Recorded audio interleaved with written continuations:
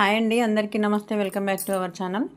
మన షాప్లకి ఒక బ్లౌజ్ అయితే మాత్రం కొత్త కస్టమర్ అండి బ్లౌజ్ అయితే తీసుకొచ్చుకుంది. ఆంటీకి బ్లౌజు షోల్డర్ దగ్గర పడిపోతుందంట.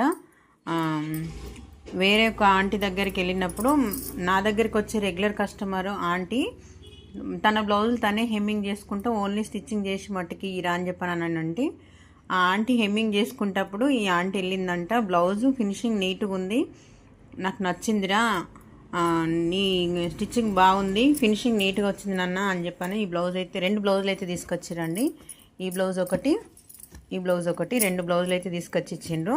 అయితే ఇక్కడ షోల్డర్ దగ్గర చాలా తక్కువ ఉంది పట్టి, షోల్డర్ పట్టి తక్కువ ఉంది, కొంచెం పెద్దగా పెంచు, షోల్డర్స్ ఖచ్చితంగా పడిపోతున్నాయి అని చెప్పింది.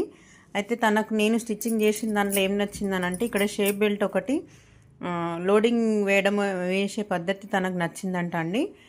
నీ దగ్గర ఒక రెండు బ్లౌజులు కుట్టించుకుందాము అని చెప్పేసి ఇంకున్నాయంట. ఈ రెండు, ఒకటేమో ప్లెయిన్ది ఇచ్చింది, ఒకటేమో లైనింగ్ది ఇచ్చింది. ఈ రెండు స్టిచ్చింగ్ చేసి ఇచ్చిన తర్వాత ఆ బ్లౌజ్ ఎలా ఉందో మీకు చూపిస్తానండి, చూడండి.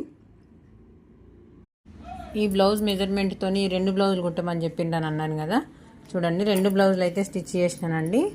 ఇక్కడ నెక్ దగ్గర నార్మల్గా నేను నెక్ పైపింగ్ ఏం చేయకమని చెప్పిండ్రు. షోల్డర్ దగ్గర ఈ ఉన్న విడ్త్ కంటే పెంచమని చెప్పిరండి, పెంచినాను. ఒక 1/4 ఇంచు మందం అయితే పెంచినాను. ఇది ఒకటేమో ప్లెయిన్ బ్లౌజ్.